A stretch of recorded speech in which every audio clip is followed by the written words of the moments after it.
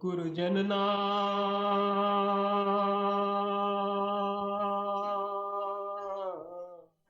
भवबीजां कुरु जनना रागाद्याक्षयमुपागता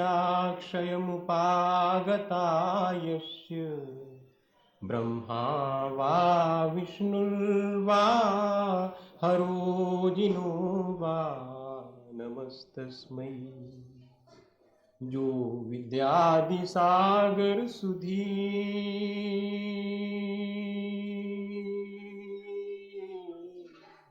जो विद्यादि सागर सुधी गुरु हैं हितैषी शुद्धात्म में निरत नित्य हितोपदेशी वे पाप ग्रीष्म ऋतु में जल हैं सयाने पूजूं उन्हें सतत केवल ज्ञान पाने पूजूं उन्हें सतत केवल ज्ञान पाने।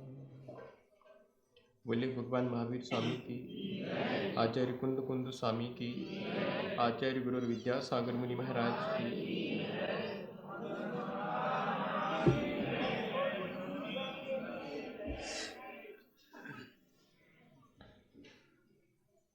जीवन में पर्व इसलिए आता है कि हम अपने जीवन को अध्यात्म से जोड़ सकें। जो हमारा दर्शन है, जो हमारे सिद्धांत हैं, जो हमारा अध्यात्म है, उस सब को हम जीवन से जोड़ें। इन 10 दिनों में हमें जो कुछ भी हम जिए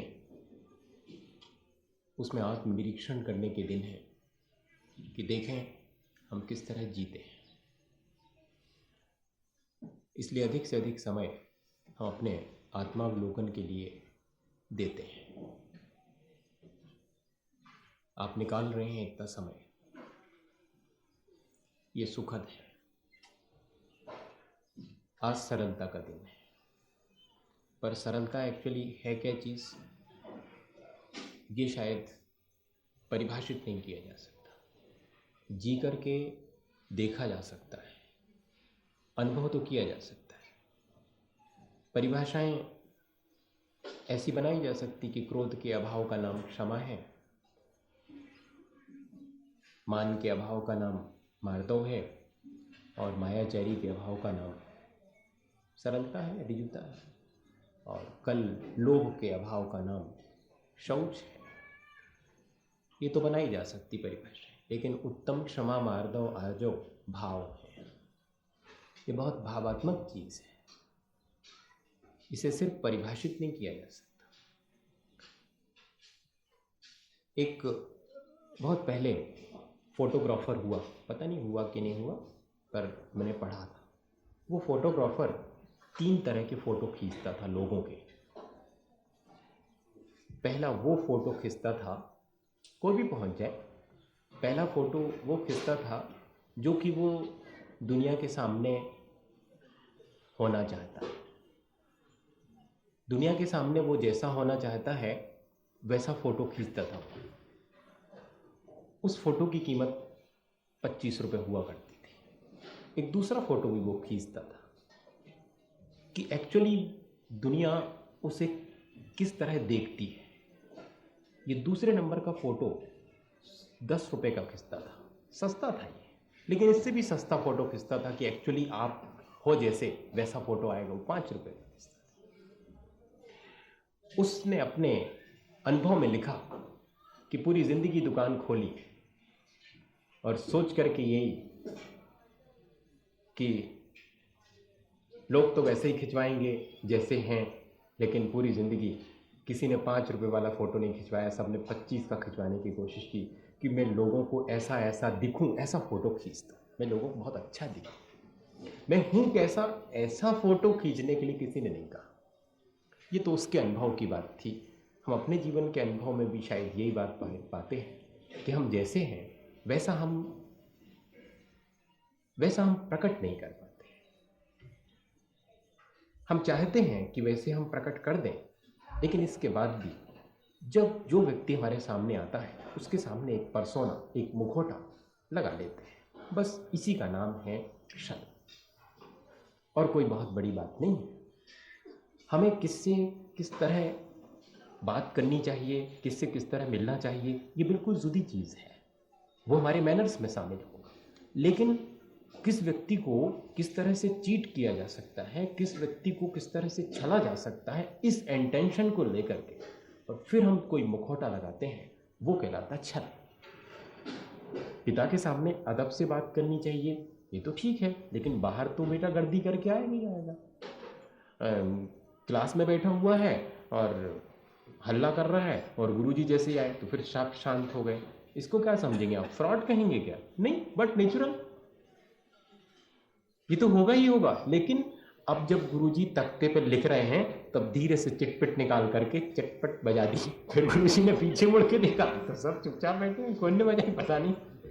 अब ये गड़बड़ हो गई, अब ये छल हो। पहले जब गुरुजी आए थे तो बड़े आराम से बैठ गए थे, तब तो वो नेचुरल था, उसमें कोई छल नहीं था। लेकिन अब गुरुजी का रिस्पेक्ट नहीं कर रहे हैं, आप गुरुजी को चीट करने की कोशिश कर रहे हैं कि खोजो कौन है जो कि उपद्रवी है। ये छल है और अपन सब समझते हैं, सरलता भी समझते हैं। थोड़ा सा ये समझ लें कि छल से हमारा बिगड़ता क्या है। जिस चीज़ से कुछ बिगड़ता हो, जिस चीज़ से कुछ बनता हो, दोनों बातें हैं। छल क्या बनाता है हमें? छल हमें अविश्वासी बना देता है। कोई व्यक्ति हम पे विश्वास नहीं करता, हमारी ऑथेंटिसिटी खत्म हो जाती है, हमारी प्रामाणिकता नष्ट कर देता है छल। अगर आपको प्रामाणिक होना है तब फिर ये तय है कि छल से बचना पड़ेगा। अगर आप प्रामाणिक होना चाहते हैं, कोई दिक्कत नहीं है, आप छल स्वीकार करिए। दूसरी चीज़, हमारी मित्रता को, हमारी मैत्री को छल नष्ट कर देता है। कोई कितना भी अच्छा मित्र हो और उसके सामने अगर आप छल करें तो कितने दिन मित्रता टिकेगी? और यहाँ तो हम बात करते हैं सत्वेषु मैत्री की। जो हमें प्राणी मात्र के प्रति मित्रता रखनी है तो हमें हर जगह, हर क्षण, कहाँ हम छुपाएंगे? बेटे को केला खाने दिया था गुरुजी ने, 3 बेटों को, कि जाओ ऐसी जगह खा के आना जहाँ कोई ना देखे। तो एक ने जो है कमरे के पीछे जा कर के खा लिया, दूसरे ने एक गुफा में जाके खा लिया, तीसरा वाला ऐसे ही ले आया। चल रहा है, कोई ना कोई तो देखता है, वो नहीं देखता तो मैं तो खुद देखता हूँ कि मैं खा रहा हूँ। कोई नहीं देखे तो मैं तो देख रहा हूँ, मैं छुपा ही नहीं सकता। अपने से तो नहीं छुपाएं, कम से कम अपने से भी जब हम छुपाने लगते हैं तब हमारे भीतर की मित्रता नष्ट हो जाती है। मैं बाहर की मित्रता की बात नहीं कर रहा हूँ, बाहर तो हाथ बढ़ाइएगा, चाहे फ्रॉड से बढ़ाइएगा, कोई ना कोई थाम लेगा।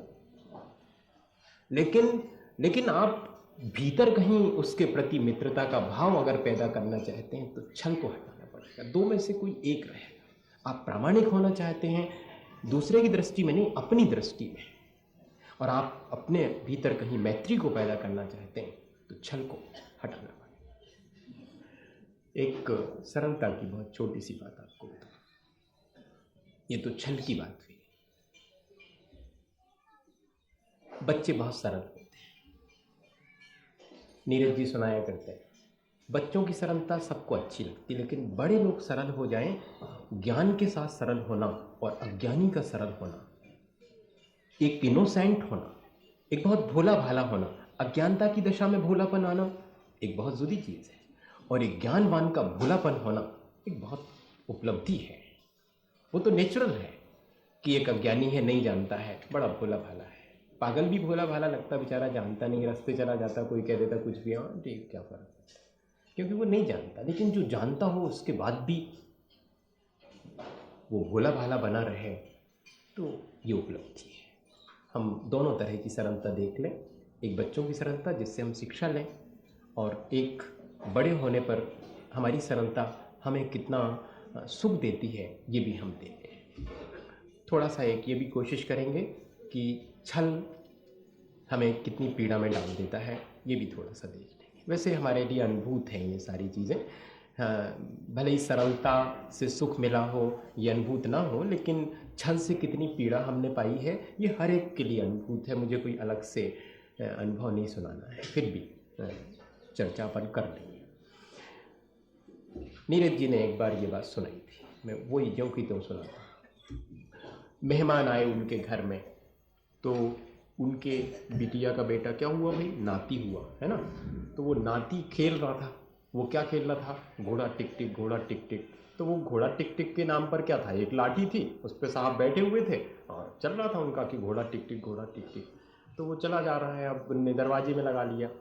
अब दरवाजे में लगा लिया तो मेहमान को लौटने का समय था, तो उन्होंने कहा हटाओ अपनी लकड़ी वकड़ी। जी क्यों सुनने वाले, लकड़ी वकड़ी क्यों हटाएं। तो नीरज जी ने सुनाया, तो बोले कि मैं बैठा हुआ था, मैंने देखा कि हटा नहीं रहा है, बड़ा गड़बड़ कर रहा है। लेकिन बच्चे बड़े सरल होते हैं, ये भी सुनते हैं, लेकिन उनके साथ आपको भी सरल होना पड़ेगा। अगर आप थोड़े से कठिन होंगे तो वो आपसे बिल्कुल बच करके रहेंगे। माँ खाना खिलाती है बड़े प्यार से, और ज़रा सा आँख टेढ़ी हो जाए, बंद कर देता हूँ, पहले क्लियर कर लो बात क्या है, फिर उसके बाद खाएंगे। क्या समझ रखा आपने? हाँ, आपके अंदर क्या डोल गया क्या पता। आप ऐसे कैसे देख रहे हैं, आप अभी तो अच्छे से देख रहे थे। ऐसे ही जब उन्होंने कहा कि लकड़ी हटा लो अपनी, तो उसने नहीं हटाया। इनको स्ट्राइक हुआ तो नीरज जी ने धीरे से कहा, अच्छा बेटे देखो तो अपना घोड़ा तो एक तरफ कर लो, हमारा राजा बेटा है, अपना घोड़ा एक तरफ कर लेगा, अंकल को निकलना है ना। तो बेटे ने अपना घोड़ा अलग कर लिया। आप उसके घोड़े को घोड़ा मानिएगा, वो सरल है, आप लकड़ी कैसे मान सकते हैं उसको। जब उससे कहा कि लकड़ी हटा लो, नहीं हटा सकता वो, उस समय तो वो घोड़े पे बैठा हुआ है। आपके घोड़े अलग हुआ करते हैं, आप उसकी लकड़ी को लकड़ी समझते हैं, और जब आप बैठते हैं तब आप उसको घोड़ा समझते हैं।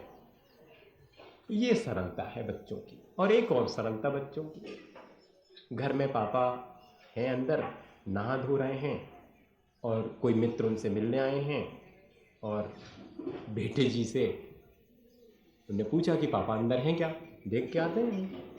गए तो कि फलाने अंकल आए हैं। अब पापा को उनसे मिलना नहीं था, तो उन्होंने कहा बेटे जाके कह दो कि है नहीं पापा। तो बेटे ने भी कह दिया कि पापा कह रहे हैं कि पापा है नहीं। भाई जैसा उन्होंने कहा था वैसा उसने कह दिया। ये सरलता है, ये सरलता है। इसमें कहीं कोई दूसरे के साथ छल नहीं है, न दूसरे को चीट करने का कोई विचार है। इसमें जैसा है वैसा इंटरप्रेट कर दिया। हम जो जैसे जितने हैं वैसा ही अपने को शो करते हैं, वैसे जो जैसे जितने हम होते हैं वैसा शो करने की ज़रूरत नहीं पड़ती, कम या ज़्यादा शो करने की ज़रूरत पड़ती है। तो जिन क्षणों में हम ऐसा तो कर सकते हैं कि हम कुछ ऐसी जगहें अपने लिए तय कर लें। मैं सोचता हूँ कुछ जगह हर आदमी के जीवन में होनी चाहिए जहाँ की वो निष्कपट हो सके, जहाँ की वो निश्चल हो सके, जहाँ अपनी सारे आवरण को उतार करके और सारे दुराव को, सारे कॉम्प्लेक्सेस को, कॉम्प्लेक्स कहलाता जटिलता, ग्रंथित हो जाना, घुमाव फिराव की ज़िंदगी जीना। एक मित्र मिले, कब आए भैया, बहुत दिन बाद दिख रहे हो। कहले अब तुम्हें फुर्सत ही नहीं है, अभी तो आए सवेरे। दूसरे मित्र मिले, अरे कब आए भाई, अरे तुम्हें फुर्सत हो जब ना, 8 दिन से आए हुए हैं, तुम्हें तो फुर्सत ही नहीं मिलने की। तीसरे मित्र मिले, जब तक तीसरे मित्र मिले उनसे कुछ कहें, जब तक वे दोनों मित्र मिल गए। अब क्या कहोगे तीसरे मित्र से, अगर उन दोनों ने, अब डर रहे हो कि अगर इसने कह दिया कि ये तो कह रहा था कल आए थे, वो ये कह रहा था कि 8 दिन पहले आए, अब बहुत मुश्किल पड़ती है, मित्रता खंडित हो जाती। हमारी इस तरह की छोटी छोटी सी क्रियाएं एक ऐसी जगह तो होनी चाहिए जहां हम इस तरह ग्रंथित ना हो, जहां हम कॉम्प्लिकेटेड ना हो। अपने लिए और दूसरे के लिए जो ग्रंथियों को तोड़ देता है, जो निर्ग्रंथ हो जाता है, वास्तव में वो सरल हो जाता है। ये सारे धर्म इसलिए एक साधु के लिए हैं जो निर्ग्रंथ है, वो व्यक्ति ही उत्तम क्षमा, उत्तम मार्दव, उत्तम आर्दव। लेकिन श्रावक भी इन सबको थोड़ा थोड़ा करके, वो अगर पूरी तरह नहीं कर पाएगा तो पार्शियली तो कर सकता है। एक ऐसी जगह खोज सकता है जहाँ दिन भर में जो छल कपट किया है वहाँ जा कर के कह सकता है कि आज तो मेरे से ऐसा हो गया। लेकिन मुश्किल ये है, इसके साथ में एक और मुश्किल भी जुड़ी हुई है, वो ये कि हम अगर हर जगह छल कपट से मुक्त नहीं हो सकते और किसी एक जगह होते हैं, तब भी फिर हमारी एक फॉर्मेलिटी जैसी हो जाती है कि ठीक है, सबसे छल कर लो, भगवान के सामने जा कर के सब कुछ के आएंगे। तो एक धर्म ही ऐसा बना हुआ है जिसमें ऐसा है कि चाहे जितने पाप कर लो और जा कर के और वहाँ परमात्मा के सामने के आओ कि हमसे सब हो गया, मगर दूसरा ना सुन पाए, ये बात है। इतना ज़रूर ध्यान रखा जाता है, वो स्थान बना रहता है और वहाँ जाकर के चर्च में और क्या है कि हमने जो कुछ भी किया है हम स्वीकार करते हैं, अपना छल जो हमने किया है वो भी स्वीकार करते हैं, जो पाप किया है वो भी स्वीकार, लेकिन इतना पर्याप्त नहीं है। पर फिर भी कह तो रहा हूँ कि इतना भी कर सकें तब भी बहुत है, पर इसके साथ भी छल हो सकता है। टॉल्स्टॉय ने एक अच्छी कहानी लिखी, वो ये कि एक बार वो खुद टॉल्स्टॉय अर्ली मॉर्निंग सुबह 5 बजे उन्होंने सोचा कि अकेले जाएंगे ज़रा मन से परमात्मा को याद करें। तो 5 बजे पहुँचे, लेकिन उन्होंने देखा कि चर्च खुला हुआ है और उनसे पहले कौन आया, तो देखा तो एक साहब जो है वहाँ पर खड़े हुए और प्रार्थना कर रहे हैं, वो बड़े धीमे धीमे स्वरों में। उनको तो ये मालूम था कि यहाँ कोई नहीं है, लेकिन ये दबे पाँव जा कर के उनके पास खड़े हो गए थे। तो प्रार्थना कर रहे थे कि भगवान, वो जो पिछले दिनों एक हत्या हुई थी वो मेरे ही से हुई, अब आपसे क्या छुपाना, मैं बहुत पापी हूँ, बहुत अपराधी हूँ और मुझे क्षमा कर दें। अब ये जो है उन्होंने कहा भगवान से, सुन लिया पीछे टॉल्स्टॉय ने। अब जब वो मुड़े तो टॉल्स्टॉय ने देखा कि नगर सेठ है ये तो, और उनने भी देखा कि ये तो टॉल्स्टॉय। तो उन्होंने धीरे से कहा कि मैंने जो परमात्मा से कहा वो तुमने सुना तो नहीं? कह रहे नहीं, मैं तो आपके चरण छूने तैयार हूँ, आप इतने विनम्र और इतने सरल हैं, मैं तो सोच भी नहीं सकता था, और तभी तो आप इतने बड़े वो हैं, और आपका तो मन करता है कि परमात्मा से भी ज़्यादा आपकी विनय करूँ और आपके प्रति श्रद्धा। कह रहे और बाकी छोड़ो, पहले ये बताओ सुना तो नहीं? कह रहे नहीं सुना होता तो आपके प्रति श्रद्धा कैसे जागती? बोले मिस्टर, अगर तुमने सुन लिया है तो बाहर जाकर के नहीं कहना, नहीं तो मानहानि का दावा कर दूंगा, क्योंकि मैंने तुमसे नहीं कहा, मैंने परमात्मा से कहा। जो व्यक्ति से सहज नहीं हो सकता, वो परमात्मा से कैसे सहज हो सकता? जो व्यक्ति इंसान से छल कर सकता है, वो एकदम परमात्मा से भी छल कर सकता है। इसलिए बहुत सावधानी की आवश्यकता है कि परमात्मा के सामने निश्चल होने का अर्थ सिर्फ इतना नहीं है कि एक जगह हमने पाली है जहाँ कि हम निश्चल हो जाएंगे, बाकी दुनिया में हम छल करते रहेंगे। नहीं, एक जगह इसलिए हमने पाली है कि वहाँ हम निश्चल हो जाएंगे, ताकि धीरे धीरे हमें उस निश्चलता का आनंद मिले और हम लोगों के सामने भी धीरे धीरे निश्चल होना शुरू करें। हमारे छल को जब रास्ता नहीं मिलता तो फिर मानहानि का दावा शुरू हो जाता, हमारे सम्मान को ठेस पहुँचती। इसलिए छल से बचने की कोशिश करिए। बच्चों की सरलता तो मैंने कहा था कि आपसे कहूँगा, बड़ों की सरलता देखिए। बड़े हो जाने के बाद भी आदमी इनोसेंट हो सकता है, भोला भाला हो सकता है। और वो भी एक घटना नीरज जी ने अपनी माँ की सुनाई थी। रीठी में थी उनकी माँ, बोले बहुत छोटे की बात है, कटनी में फ़ोटो खिंचा करती थी। रीठी में फ़ोटोग्राफ़र वगैरह नहीं थे कि फ़ोटो, और उस समय तो वो वैसा कैमरा नहीं था छोटा वाला, वो बड़े वाले ऐसे ढक करके फिर उसके पीछे से वो होड़ करके देखते ना, वैसा वाला, वो बड़ा वाला कैमरा। तो उस बड़े वाले कैमरे में फ़ोटो खींचने के लिए और मन करा कि चले सब लोग और फ़ोटो खिंचवाएँ। तो माँ से भी कहा कि चलो माँ फ़ोटो खिंचवाती। अरे कह नहीं भैया, हमें नहीं खिंचवाने फ़ोटो, तो हमारी ज़िंदगी निकल गई, तुम्हारे जाओ नए लड़का वारे हो, तुम्हारे खिंचवा। तो इन्हें बहुत मनाया कि नहीं चलो अम्मा और तुम्हारी भी खिंचवा दें, एक भी नहीं है, फिर हम लोगों को हमेशा याददाश्त के लिए रही आएगी। लेकिन वो नहीं मानी कि नहीं तुम लोग जाओ। ये सब तैयार हो गए, पूरी गृहस्थी अकेली अम्मा घर में रहेगी और बाकी सब लोग जाने लगे। जब नीचे पहुंच गए, नीरज जी नीचे पहुंच गए,